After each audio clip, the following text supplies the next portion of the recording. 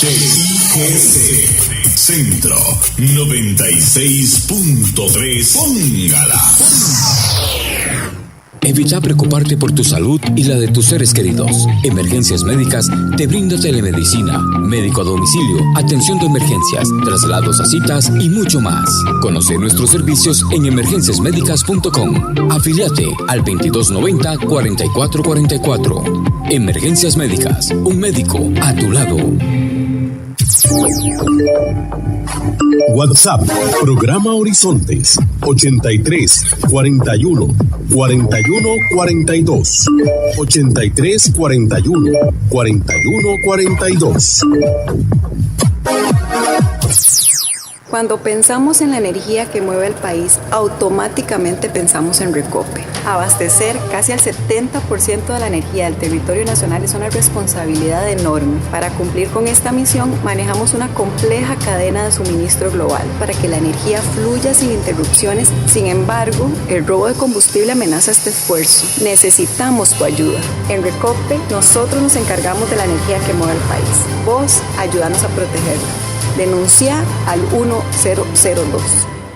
Despertar cada día, a empezar la vida una vez más, hasta encontrar en el horizonte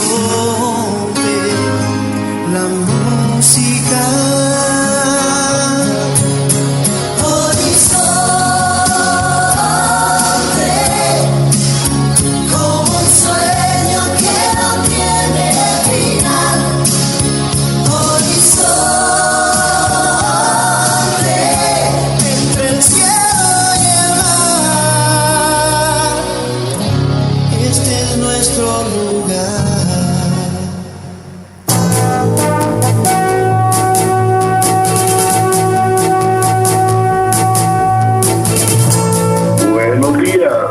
Buenos días a nuestro compañero Alex Morales en los controles principales. Muy buenos días a José Bustos y a Marconi Sánchez en el estudio de grabación. Igualmente le damos los buenos días a ustedes, amigos y amigas, y le damos las gracias por estar una vez más aquí en su programa de Cultura Ciudadana Horizontes, que inicia ya. A continuación, Costa Rica hoy.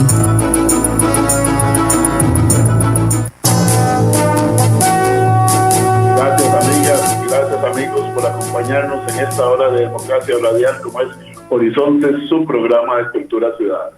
Un programa que nació hoy, estamos cumpliendo 19 años de haber iniciado este programa, que nació como una oportunidad para que los costarricenses tengan un espacio donde puedan hablar libre, abierta y educadamente.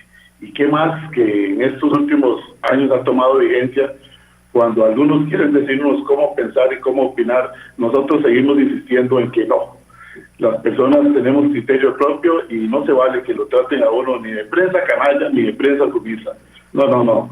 Mi madrecita, que ahí me está escuchando, doña Hilda, con 92 años de edad, siempre me ha dicho que tenga criterio propio, sea valiente, sea decente, sea respetuoso, pero sea plantado. Y así somos las personas. Así es que yo le agradezco mucho a Dios y a ustedes, amigos y amigas, por habernos acompañado durante estos 19 años de transmisión ininterrumpida. Seguimos aquí para adelante y hoy tenemos un programa muy especial. Ustedes recordarán que el día viernes abrimos lo que era, digamos, la temporada, por así decirlo, de programas con contenido político. Van a estar todos los partidos políticos que tengan a bien participar, no hay ningún problema. Nosotros le vamos a dar espacio a todos.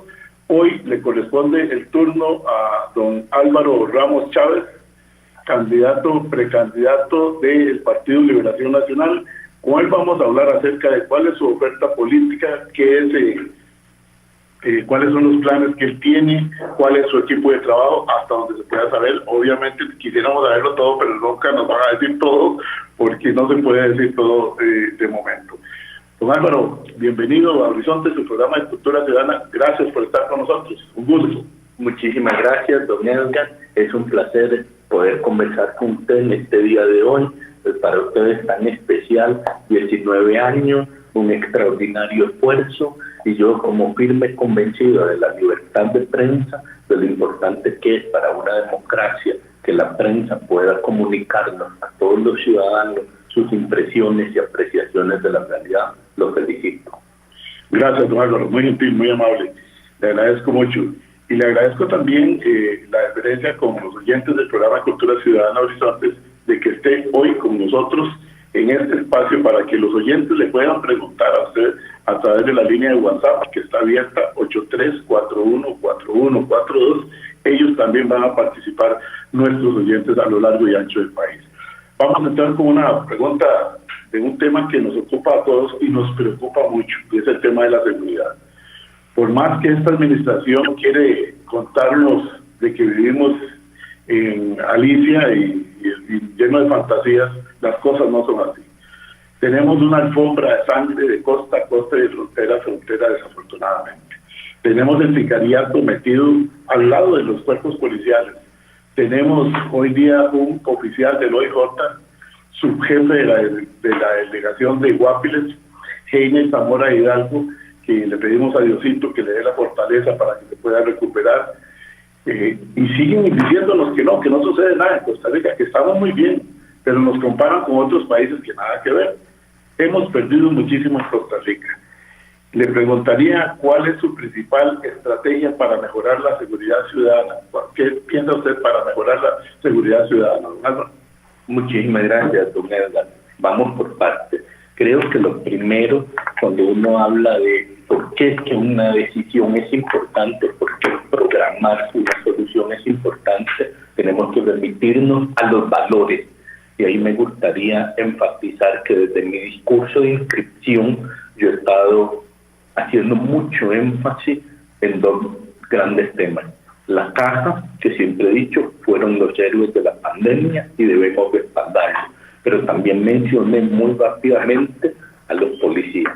Y dije, ellos son los héroes que todos los días arriesgan sus vidas para que usted y yo podamos dormir tranquilos y vivir en paz.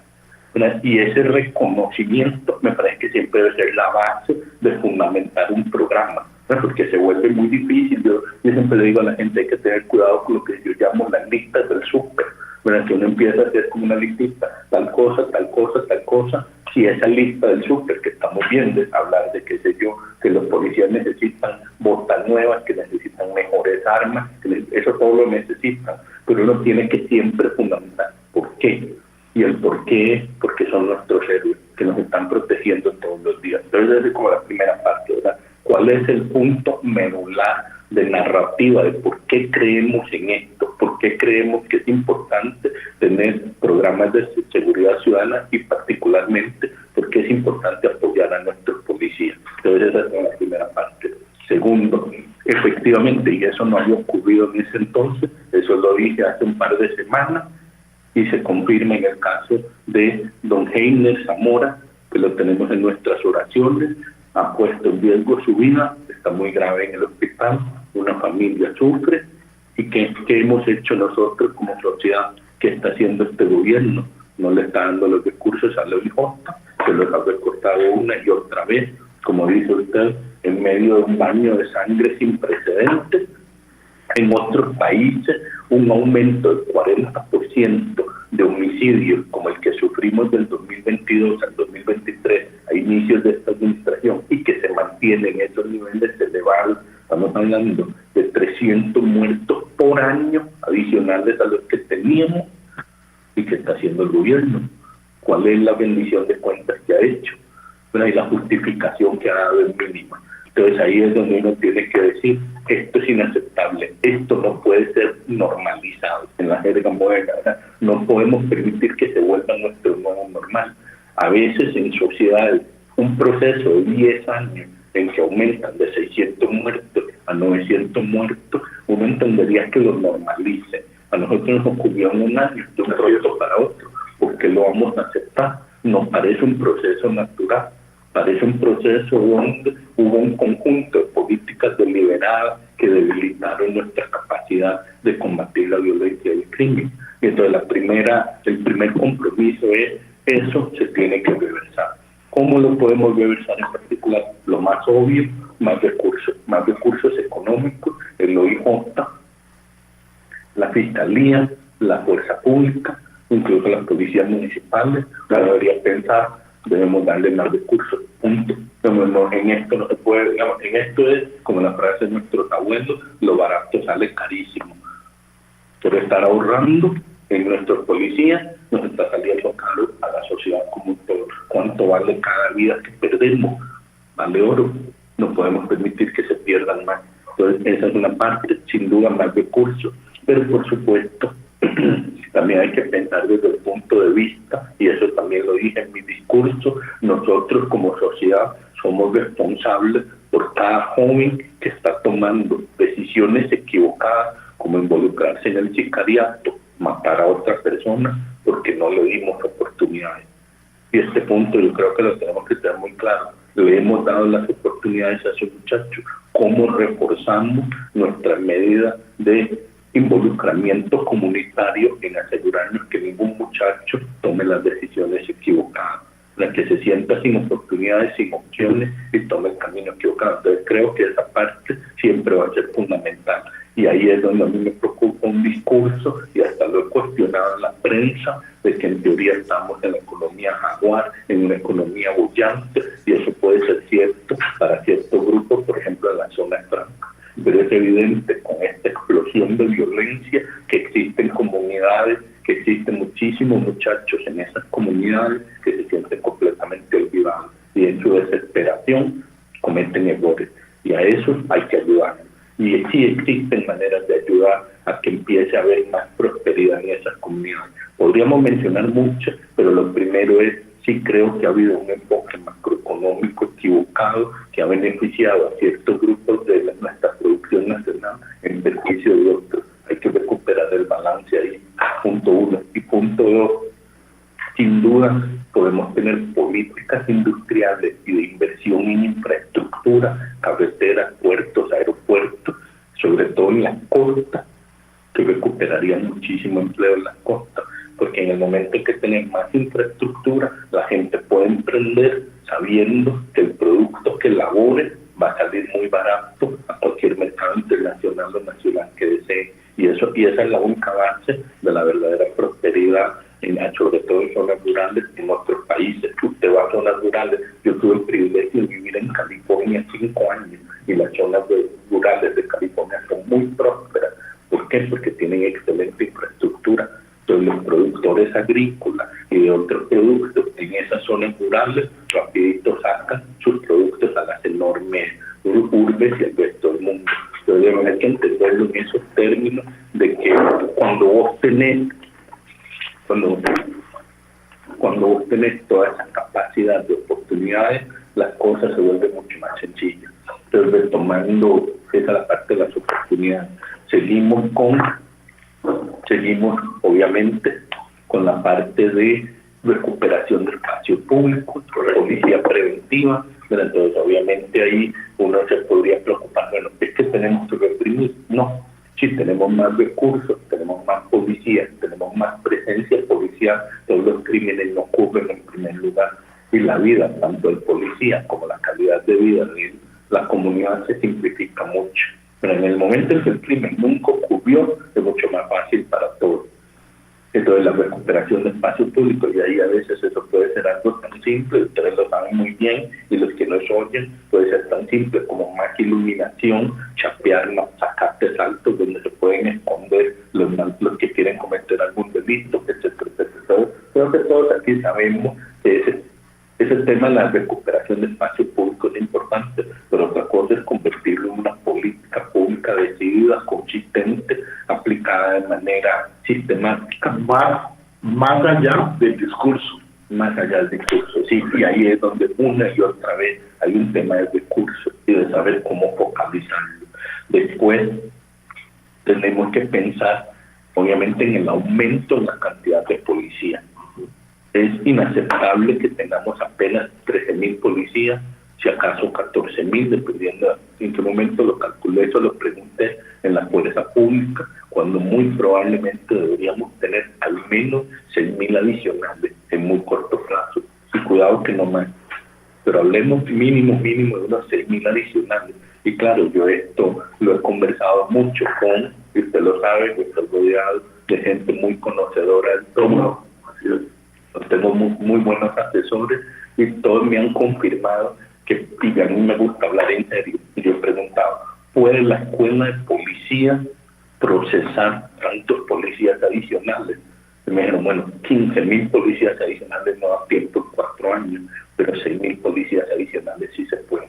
Pero por eso yo, con fundamento técnico de saber que la Escuela Nacional de Policía sí puede en el muy corto plazo, otra cosa es después, ya ampliándole la capacidad de que podamos formar algunas policías, pero con su capacidad actual hemos estimado que podemos tener 6.000 policías netos nuevos, es decir, 1.500 por año durante 4 años de gobierno, para que al final del gobierno estemos en 19.000 policías en vez de los 13.000 actuales. Don Álvaro, hay ahora que usted menciona la Escuela Nacional de Policía, la Academia, en algún momento nos decían algunos amigos de Colombia y en Brasil que ellos han venido utilizando las nuevas tecnologías.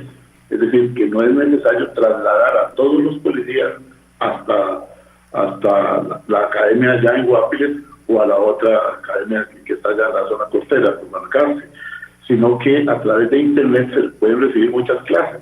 Es decir, se podría hacer más rápido el asunto y ya después las partes prácticas sí podrían hacerlas así.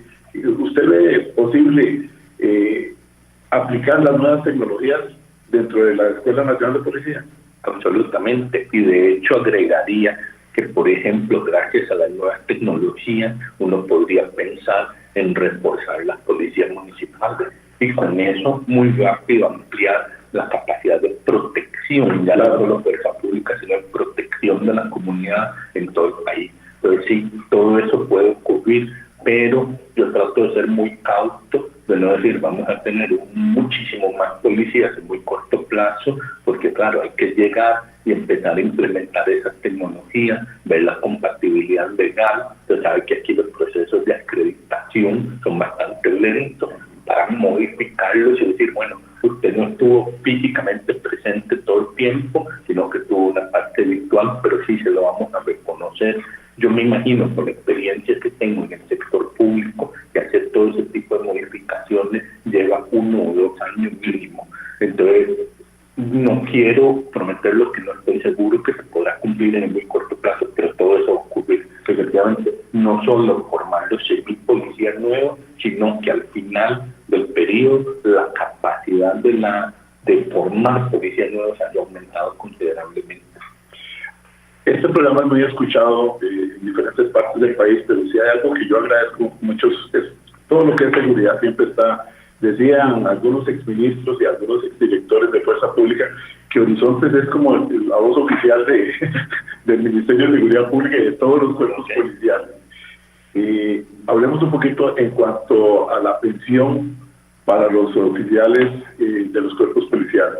En algún momento en este programa estuvo el general Oscar Naranjo de Colombia, y él nos decía que en Colombia existe, bueno, las condiciones son muy diferentes, pero que existe un programa de jubilación para los cuerpos policiales, porque estas personas, mujeres y hombres valientes que lo arriesgan todo, el desgaste es muy grande, tanto en términos psicológicos como físicos también. ¿Qué piensa usted en cuanto a otorgarle una posible jubilación más temprana sin que sea costoso para el Estado? Hay mecanismos que me imagino que usted como economista ya ha hecho sus números también.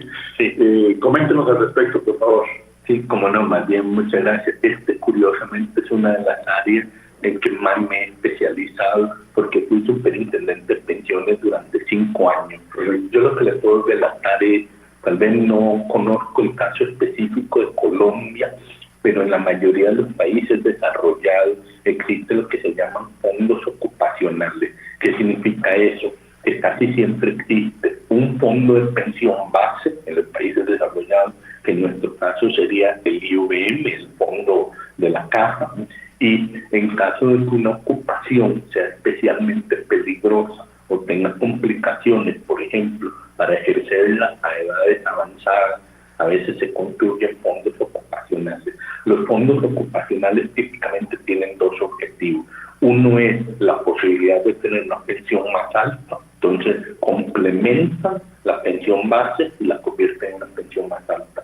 O en otros casos permiten que la persona se jubile anticipadamente, ¿verdad? Que es más o menos el caso que usted me está relatando hoy. Yo he conversado con grupos de policías que se me han acercado y me han planteado el tema, mis recomendaciones técnicas, porque todo eso se puede hacer.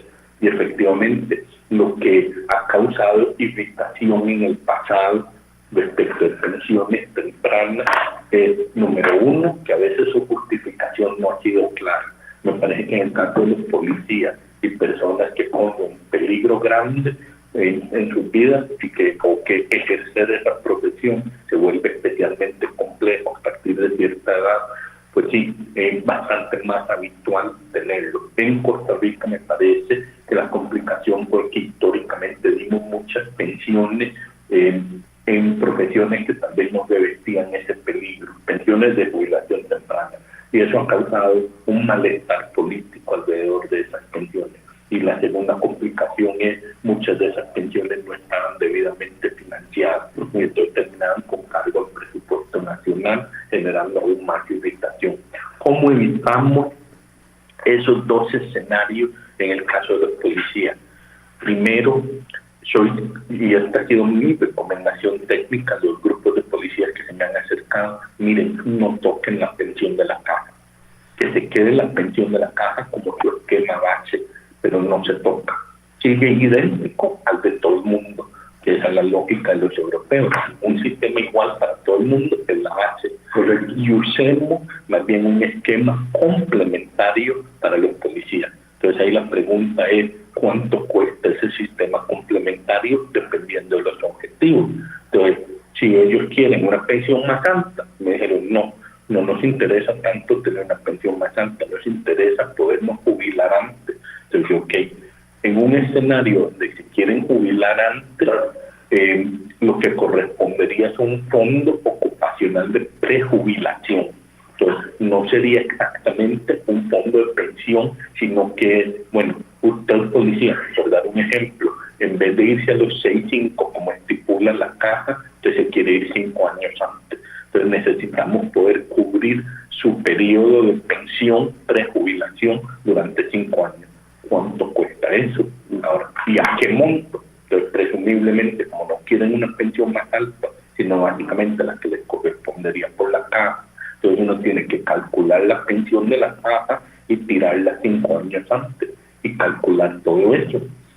De manera muy preliminar, y ojo, esto necesita estudios actuariales, claro, necesita, ya después hay que afinar el lápiz, pero de manera muy preliminar, yo les decía que calculaba que 5 años de anticipación costaban más o menos entre 5 y 6% del salario de un policía, aproximadamente, pero que tienen que hacer esos sacrificios. En teoría, estos grupos policiales me dijeron, sí, estaríamos dispuestos a hacer ese sacrificio de unos 5% del salario para poder prejubilarnos unos 5 años antes. Ese sería como el escenario que uno podría imaginar posible, que no implica mayor gasto para el fisco, implica un sacrificio de los policías en el sentido de que van a tener un salario neto inferior, por lo menos si se mantiene el salario base ahora, pero ya ahorita vamos a hablar de los salarios, pero la lógica es, si el policía entrega esos recursos y se financia y se capitaliza, podría ser un modelo con sus diferencias similar al que tiene el magisterio ahora. Hablando de policías, hablemos de la póliza 24/7. Resulta que hay policías que han fallecido y sus familias quedan desprotegidas. Es una póliza muy raquítica, diríamos, pero también ese policía cuando va camino a su casa puede ser agredido, como el caso de Heiner Zamora, que estaba en su día libre y fue perseguido, le hicieron lo que se llama un fijo y agredido a punta de balazos. ¿Qué piensa usted de otorgarle una póliza, pero una póliza de verdad, donde esperemos que no se use? Eso es como la póliza de incendios, nadie quiere usarla, pero si hay que usarla, ahí estaba por dicha. Entonces, una póliza de vida de verdad para todos estos oficiales, mujeres y hombres valientes que los cubra las 24 horas, aún que ya vayan camino a su casa y ya entregaron ese día por sus competencias. Sí, en efecto, vieran que en esas cosas me gustaría hacer un pequeño desvío y regreso a la policía. Yo sí creo que todas esas cosas deberían tener una orientación más universal. Entonces, por ejemplo, yo siempre he dicho, vean, la salud debe ser universal. En Costa Rica no lo es. En Costa Rica cubrimos al 94% de la población, lo cual lo hace especialmente ofensivo, porque digo, a ver, si estamos cubriendo al 94%, como es que no cubrimos al 100%, solo nos falta un 6%. Dos, en pensiones tampoco hemos logrado llegar a la universalidad. Entonces yo creo que eso ha sido parte del recelo que ha habido de hablar de pensiones específicas. Creo que tenemos que apuntar a que la pensión cubra de manera universal a la gente la vejez. ¿Por qué digo todo esto? Bueno, hablemos de las familias que quedan desamparadas en caso del fallecimiento de un policía, porque es que usted me habla de una póliza. Yo investigué el caso sueco, viera qué interesante el caso sueco. En Suecia simplemente no se plantea como una pensión que hereda la viuda y los huérfanos, sino que se plantea más como un tipo de ayuda social universal para gente que sufre una tragedia, como en el caso de un policía, y entonces ahora sí, mira, quedó una viuda y unos hijos desamparados, se les apoya. Pues hay un esquema mucho más universal. Eso para mí debería ser a lo que deberíamos aspirar. En el corto plazo, como quizá un modelo así no es viable, ya podemos hablar de póliza. Pero yo lo que quiero es que visualice un mundo diferente, un mundo donde todas las viudas y los huérfanos están protegidos. Tal vez no podemos llegar a él hoy, pero entonces tomemos los pasos sabiendo que vamos. Muy bien, me parece excelente. Me parece excelente. Don Álvaro, permítame ir, tengo que ir a la cabina central un momentito, ¿le parece? Sí. Gracias amigos, gracias a todos los que están enviando sus mensajes a través del WhatsApp 83414142. Vamos a la cabina central y retornamos en breve hoy compartiendo con Álvaro Ramos Chávez, quien es economista, académico, informático y va camino a la presidencia.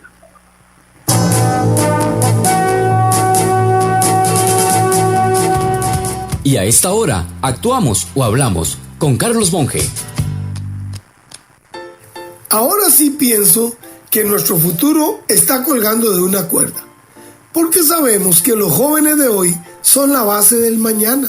Pero debido a una detallada conversación que tuve con el doctor Alberto Morales Bejarano, quien fuera por 35 años fundador y director de la Clínica de Adolescencia del Hospital de Niños y hoy preside la Asociación Pro Desarrollo Saludable de la Adolescencia, llegué a la conclusión de que estamos construyendo bases de barro para un edificio que pretendíamos concluir en acero. Para muestra, unos cuantos datos. El 52% de las personas con edad entre los 18 y los 24 años no han concluido la secundaria. De esos, hay 144,000 que no estudian ni trabajan. Hay como 50,000 adolescentes entre 12 y 16 años que no asisten al colegio. Y ni sigo. Aquel sistema que nos impulsó a estudiar pensando que esa era la vía para surgir en la vida, hoy está hecho para que se vayan ante la falta de atractivos y estímulos adecuados, que dejen todo. De todas formas, el sistema ahora es monetario, así menos gastará el Ministerio de Hacienda. En salud, solo la tercera parte de los adolescentes tiene algún tipo de atención integral ante los grandes cambios físicos y psicológicos que se dan en esa etapa de la vida. Y lo vemos, viven de comida chatarra, bajo ejercicio, y 1 de cada 5 ya es prediabético, en un país en que ya el 14% de la población es diabética.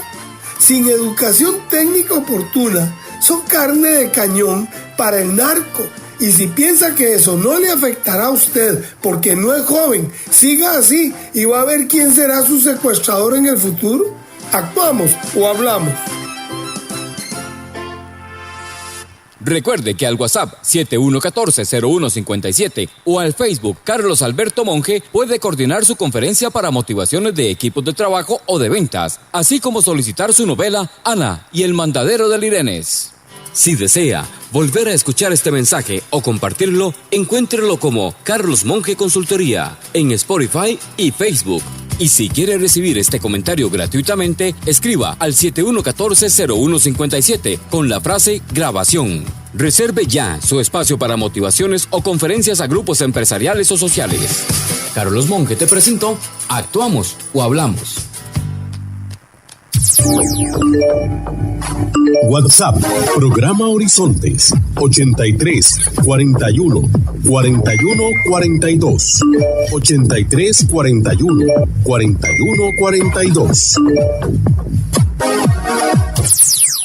Evita preocuparte por tu salud y la de tus seres queridos. Emergencias Médicas te brinda telemedicina, médico a domicilio, atención de emergencias, traslados a citas y mucho más.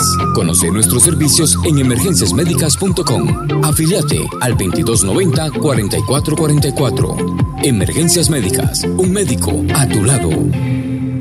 Cuando pensamos en la energía que mueve el país, automáticamente pensamos en Recope. Abastecer casi al 70% de la energía del territorio nacional es una responsabilidad enorme. Para cumplir con esta misión, manejamos una compleja cadena de suministro global para que la energía fluya sin interrupciones. Sin embargo, el robo de combustible amenaza este esfuerzo. Necesitamos tu ayuda. En Recope, nosotros nos encargamos de la energía que mueve el país. Vos, ayúdanos a protegerla. Denuncia al 1002.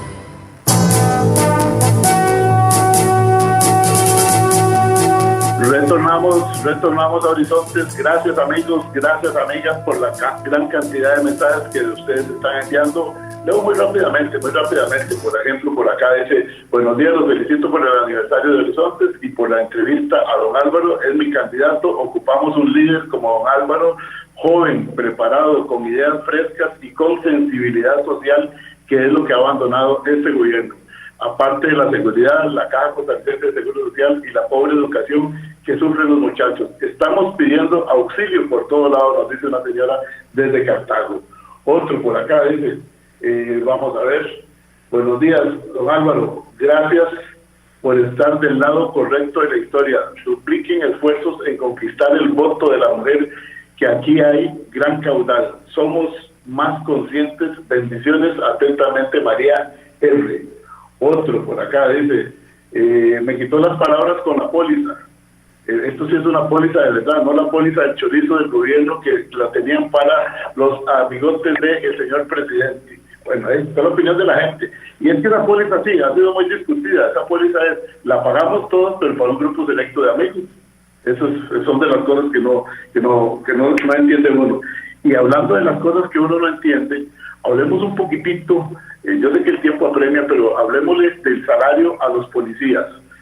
¿Por qué el salario? Porque ahora que hablo de la póliza de la vergüenza, me recuerdo también que se les aumentó un 100% a los amigos del presidente, nada más, a ese grupo selecto, pero el resto de las personas no. Inclusive usted fue despedido por haber ejecutado un aumento de 7.500 colones el mes, que es totalmente ridículo.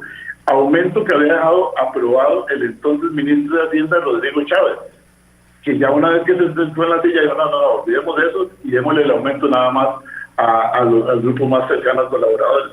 Aquí me están escribiendo policías, ellos tienen un salario muy bajo para el riesgo que tienen. ¿Qué puede decirle usted a los policías en cuanto al salario? ¿Se podría revisar el salario de los policías de nuestro país? Sí, vamos a analizar eso, y a mí me gustaría hacer un pequeño desvío de nuevo, si me perdonan, porque estuve trabajando mucho con el tema salarial para los educadores. He estado cerca del gremio de los educadores y ellos me dieron el honor de poder ayudarles a hacer unos cálculos, y yo quedé muy sorprendido de que los procesos de congelamiento salarial les habían provocado un perjuicio que yo calculé entre 18 y 28% de salario a los educadores. Asumo, no he hecho el mismo cálculo para los policías, pero asumo que debe ser muy similar, porque los patrones de comportamiento de los ingresos han sido muy similares entre educadores y policías. Y claro, en medio del apagón educativo, y hablábamos ahora más temprano de la pérdida de oportunidades para los muchachos, yo no dudo ni por un minuto que gran parte del problema radica en que también le quitamos recursos a la educación. Entonces ahí tenemos como que replantearnos de qué manera volvemos a apoyar a nuestros educadores, a los policías, y ciertamente, como saben, mi cercanía con la casa, a los profesionales y técnicos de salud. Entonces, ¿qué es lo que pasa ahí? Que la gran injusticia base ha sido se crearon nuevos escalafones de salarios globales, y creo que ha sido en la inmensa mayoría de plazas un tema muy vinculado a que los nuevos están recibiendo salarios mejores y personas con muchos años de experiencia. Esto me parece inaceptable. Absurdo, totalmente. Y es inaceptable, no solo a un nivel moral y ético, sino que además el espíritu de la ley de empleo público era, y así lo dijeron explícitamente los diputados muchas veces, porque yo les he preguntado a los que la aprobaron, al mismo trabajo, mismo salario, punto. Entonces, ¿cómo va a ser que dos personas haciendo el mismo trabajo, el más nuevo reciba un mejor salario que los más viejos? Pero ahí si hubo algún tipo de mala decisión ahí fue porque pusiste un salario que no estaban dispuestos a darle a todo el mundo. Pero ahí se reproducen injusticias y privilegios que no están bien. Y eso está provocando caos en la caja, por ejemplo, renuncias masivas de especialistas, pero que son dificilísimos de reponer. Cuando algo es dificilísimo, se toma 5 o 10 años de reponer cada especialista. O renuncias, por ejemplo, en el OIJ. Hemos oído, yo me acuerdo mucho de una carta de un médico forense que relató largamente. Estuvo con nosotros en Horizontes. Estuvo con ustedes. Bueno, imagínense, yo quedé muy impresionado por la documentación que respaldaba las afirmaciones del señor médico forense, no recuerdo su nombre, pero que causa indignación, digamos, la cantidad de trabajo, lo importante que es el trabajo de ellos, hasta para llevar justicia a los seres queridos de los fallecidos, de cómo no estamos entendiendo que detrás de esas aparentes, en inglés dicen bloodless, como aparentes decisiones sin sangre, ¿verdad? Como que parecen muy técnicas, muy frías, escalafones salariales, mira, el salario es así, así, así. No, detrás de eso va generando un impacto en la provisión de servicios públicos, como la policía, como los educadores, como los profesionales de salud, que empiezan a decir, bueno, no me siento valorado, no me siento respetado, empiezan a perder el orgullo por sus trabajos, y eso es peligrosísimo. Yo he estado reflexionando mucho, pero no me siento siempre mucho en temas valóricos, pero creo que es muy importante. He estado reflexionando mucho cómo toda esta lógica, la crisis del respeto. Tenemos una crisis del respeto donde usted le pregunta a las personas, y a veces incluso más que el salario dice, es que siento que me perdieron el respeto, me está costando sentirme orgulloso de lo que hago. Pero y es curioso porque esa mecánica de dejo de sentir orgullo por ser maestro, siento que no me respetan por ser maestro, dejo de sentir orgullo por ser policía, siento que no me respetan por ser policía, se está contaminando a todos. Digamos, ahora que estoy acá en este proceso de liberación nacional, se siente una enorme presión por decirle a uno, siéntase avergonzado de ser liberacionista. Yo, perdone, no. Disculpe, pero eso no va a pasar. Vamos a estar orgullosos de ser liberacionistas, que lo vamos a decir a los 4 vientos, y no se vale que usted me trate de intimidar. Otra cosa es si alguna persona cometió errores, entonces que responda por esos errores y se le aparta del partido. Eso sí lo podemos hacer.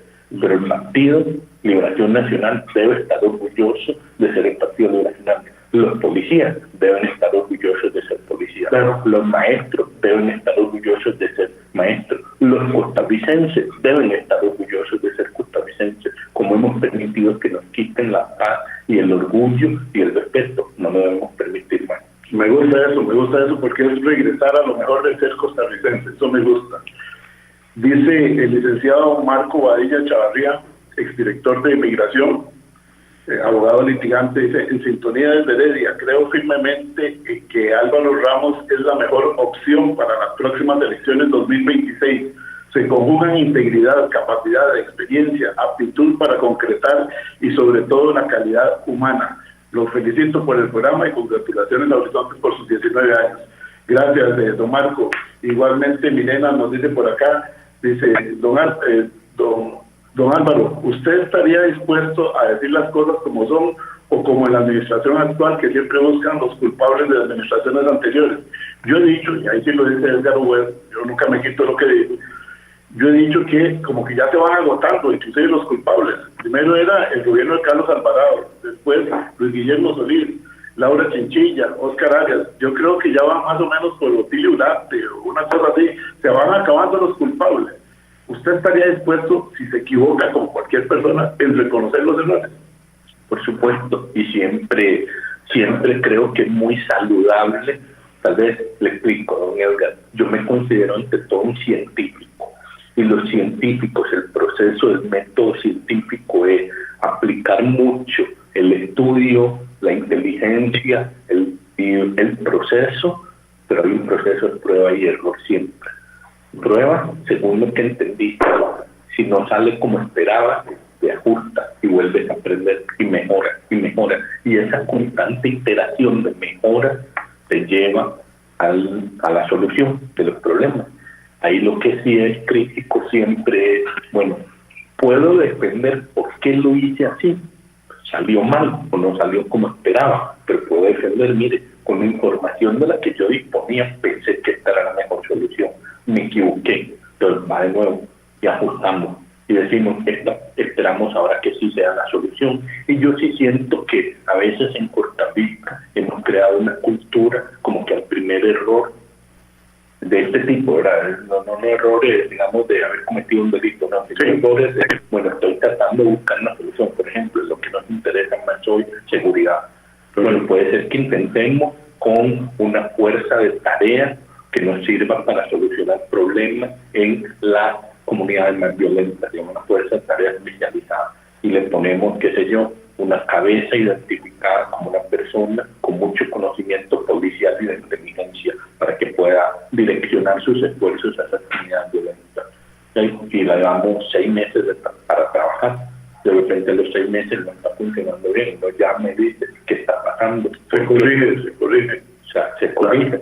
Ajustemos, necesitamos más recursos de este tipo, más tecnología, mejoramos la inteligencia, ¿qué hacemos? Todas esas mecánicas para mí obedecen mucho al verdadero progreso. Y entonces sí, la respuesta es sí, yo sí estaré dispuesto a reconocer errores, pero siempre decir cuál es la nueva solución. Perfecto. Sí. Perdone que me interrumpa, es que aquí hay una pregunta que me interesa muchísimo y el tiempo corre. Respeto a la democracia y a la institucionalidad. Respeto a la democracia y a la institucionalidad. ¿Y por qué le hago una pregunta? En esta administración se ha dado con mucha frecuencia que si la Sala Constitucional tiene una resolución que no le agrada al Poder Ejecutivo, hablamos del señor presidente para decir las cosas como son, entonces empiezan las voces a decir hay que cerrar la Sala Constitucional. Si el Tribunal Supremo de Elecciones, como esta resolución ahora, dicho sea de paso, que encontraron aparente culpabilidad, o yo no sé si ya está demostrada la culpabilidad por el manejo de los fondos de campaña, entonces hay que cerrar el Tribunal Supremo de Elecciones. Cuando la Corte Suprema de Justicia toma alguna medida, o la Fiscalía, hay que cerrar la Fiscalía, o hay que descabezar a la Corte Suprema de Justicia, y si la Contraloría no le dice, sí, señor, entonces también hay que cerrar la Contraloría. Hablemos de respeto a la democracia y a la institucionalidad, que es parte del pilar de la democracia de nuestro país, como lo enseñaron a usted, como lo educaron a usted, como me educaron a mí, y como yo he educado a mis hijos, y quisiera yo que Costa Rica siga siendo un país de paz, de respeto y de tolerancia. Sí, muchísimas gracias, don Edgar. Esa es una de las razones por las que estoy aquí de precandidato del Partido de Liberación Nacional. El Partido de Liberación Nacional, su esencia, su ADN es que nació para proteger la democracia, nació para garantizar la democracia costarricense. Ese es el origen. La guerra del 48 era porque había una gran preocupación sobre lo que estaba pasando a nivel electoral. Y de hecho yo le he comentado a los liberacionistas que me están acompañando que es curioso, ¿no? ¿Verdad? Tal vez en Liberación tenía demasiado tiempo hablando que tratados de libre comercio, que energía, que educación, que esto, que lo otro, pero en el fondo lo que siempre más activa el corazón liberacionista es democracia, ¿verdad? Y ahora sí, hablemos un poco de democracia e institucionalidad. Yo siento que ahí hay que irse como a 2 principios aún más básicos que nada más hablar de democracia e institucionalidad. El primer principio básico es la difuminación del poder, en contraste a la concentración del poder, ¿verdad? Yo creo que el primer principio de la institucionalidad debe ser el poder se difumina, no se concentra, ¿verdad? Y que eso es esencial para preservar la democracia. Y eso me lleva a conceptos como cada vez que te digan quiero cerrar el Tribunal Supremo, quiero cerrar el OIJ, quiero cerrar la Fiscalía, quiero, lo que está en realidad diciendo es quiero concentrar poder. No es tanto una discusión de si las instituciones tienen defectos, que lo tienen, no. Es una discusión de le vamos a permitir a esas personas que concentren el poder o no se los vamos a... Podrían mejorarse y no necesariamente cerrarlas. Hay que fortalecerlas. Entonces, primera clave, difuminación del poder en vez de concentración. Y la segunda clave, y aquí yo sí quiero ser cuidadoso, la democracia, para que se sustente bien, debe resolver problemas, debe tener fines. La institucionalidad no puede ser un fin en sí misma. La institucionalidad se protege en tanto y cuanto es el mejor mecanismo para llegar a resolver esos fines. Entonces, ¿por qué es que yo protejo tanto y respaldo tanto a la caja? No es tanto porque yo quiera defender a la caja en sí, sino porque yo creo en la salud universal como un fin social del máximo interés. El derecho a la salud es el verdadero fin. Y ya que hablamos de la caja, perdón, para que continúe esa línea, listas de espera, ¿qué piensa usted de las listas de espera? Es una barbaridad. Yo sí creo que en el muy corto plazo la lista de espera que más rápido se puede resolver es la de los EBAI. Esa no es una lista de espera oficial, usted no va a ver una lista de gente esperando en un EBAI, pero cualquiera que pase por los EBAI ve las filas que hay. Esa es una lista de espera, nada más que tiene otro nombre, es hacer fila en el EBAI. Yo sí creo que eso se puede solucionar muy rápido. Nosotros, cuando estuvimos en la caja, mi equipo y yo, pudimos ver que no era difícil construir 400 EBAIs adicionales en muy corto plazo. En aquel momento habíamos calculado 6 años. En caso de yo llegar al poder, yo respaldaría a la caja para que lo hagan en 4, son 100 por año, digamos. Obviamente habría que hacer ahí algunos ajustes, pero yo sí estoy convencido que hacer eso en el muy corto plazo te bajan las listas de espera, porque recuerde que muchas de las listas de espera en hospitales es precisamente por gente que no la vieron a tiempo, diabéticos, hipertensos, que los pudimos haber atendido en los EBAI muy baratos, no los vimos porque después en el hospital. Bueno, entonces digamos, hay otro montón de soluciones. Yo ahí tengo todo un plan armado para la caja, que obviamente yo siendo presidente de la República y volvemos a la discusión de difuminación del poder, yo sí respetaría la independencia de la caja. Pero en la caja siempre les gustó mucho mi plan. Y yo pondría a una persona que le diría, por favor, dentro de sus posibilidades, persuada a la junta directiva de que este plan vale la pena y que contará con todo el apoyo. Usted diría, por favor, usted no diría, si no lo hace, se va para la cárcel. No, yo diría, por favor, porque para mí es súper importante entender que, y volvemos al concepto de difuminación de poder, piensa en las municipalidades. He estado hablando con los alcaldes liberacionistas y yo les he dicho, señores alcaldes, necesito que entiendan algo. Yo no soy el experto en su comunidad, yo no soy experto en Tarapiquí, yo no soy experto en... Hay que hablar con ellos. Hay que hablar con ellos, ellos son los que saben, es igual en la caja. ¿Quiénes son los que saben lo que está pasando en la caja? Los que están en la caja. No va a ser yo sentado en un zapote. Yo les voy a decir, creo que esta es la mejor solución, porque estuve ahí y creo que esa es la mejor solución, pero solo la persona que esté ahí sentada todos los días recibiendo insumos, todos los días, es la que va a decir, tal vez Álvaro tiene esta visión, pero mejor le explico, mira, así como lo estás pensando ya no se puede por tal y tal razón, por favor. Nos queda muy poco tiempo, cerca de 5 minutos. Dice la diputada Gloria Navas que siempre nos escucha, no te dice doña Gloria Nava, un valiente de esta generación a la que le corresponden políticas públicas aceptadas para los próximos 30 años. Saludos para usted, doña Gloria. Y quiero aprovechar de una vez para, ya que lo interrumpí, por el poco tiempo que nos queda, hay una pregunta que aquí me la habían suministrado y yo la puse entre las preguntas que yo tengo para ustedes, pero me la suministraron varias personas, tanto de cámaras empresariales como de grupos sociales, de sindicatos. La relación suya que usted espera mantener, la relación que usted espera mantener con los sindicatos y las cámaras patronales o comerciales.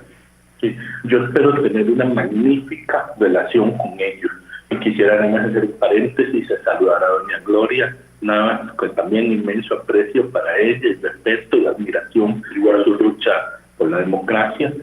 Bien, en el caso específico de las cámaras y los sindicatos y otros grupos sociales, no se nos olvide, solidarismo, cooperativismo, comunalismo, quisiera abordar eso en dos líneas. Uno, siendo presidente ejecutivo de la Caja, estuve en la Junta Directiva sentado con ellos y trabajamos maravillosamente, y hasta el día de hoy tengo una excelente comunicación con todos ellos. Entonces, por ahí ya empiezo, digamos, a responder. Por ahí me dijo José Oviedo que le mandara saludos también, que representa a los agricultores también. Con él tengo una relación muy cariñosa, gran amistad. Esta vez le haremos los saludos.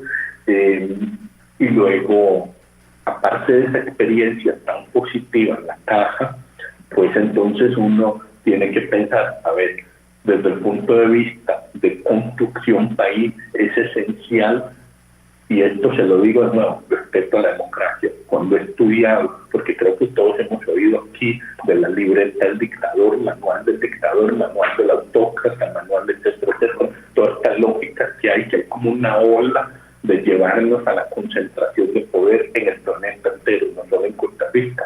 Entonces, lógicamente, como me gusta estudiar, me puse a estudiar, por así decirlo, el manual de la democracia. Y ahí me puse a leer varios libros de cómo se preserva la democracia. Y era que interesante. Siempre tiene que estar libertad de prensa. Usted hoy, con quien estoy hablando acá, libertad de prensa, esencial. Dos, poderes separados, especialmente cortes constitucionales fuertes. Eso es fundamental. Entonces ahí ya uno ve, yo agregaría en el caso costarricense el Tribunal Supremo de Elecciones, pero esa es la institución más particular de Costa Rica. Pero estoy hablando a nivel mundial, esto no es un problema solo en Costa Rica. 3, sociedades civiles fuertes.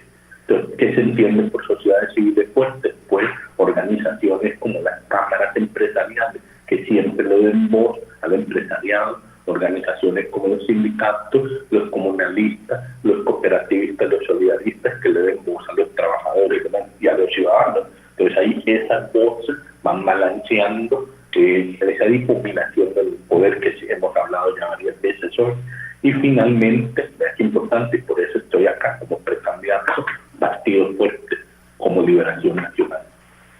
Muy bien, nos queda un minuto, don Álvaro, que yo se lo cedo para que usted le haga una incitativa a los oyentes del programa Cultura Ciudadana Horizontes para que le den el voto y la confianza a usted respaldando el proyecto que usted tiene. Le cedo este minuto.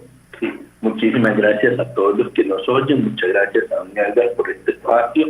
Quiero reiterar mi compromiso con la seguridad nacional, la seguridad ciudadana, entre muchos otros temas como la Caja, educación, infraestructura, democracia, libertad.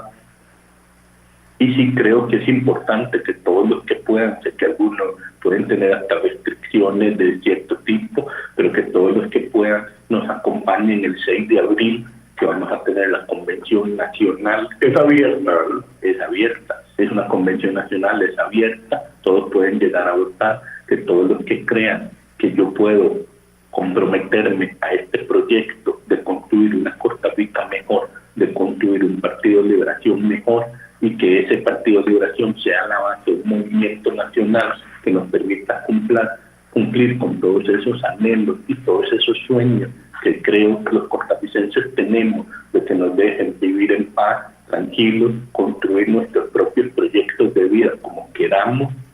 Por favor, acompáñenme este 6 de abril. Muchísimas gracias, don Álvaro. Gracias a usted, don Álvaro Ramos Chávez. Gracias a ustedes, amigos y amigas, por habernos escuchado.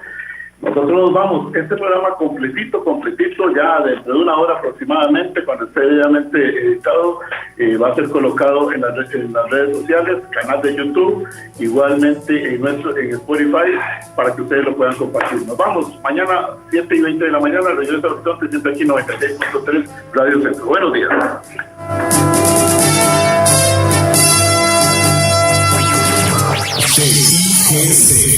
Centro 96.3. Póngala.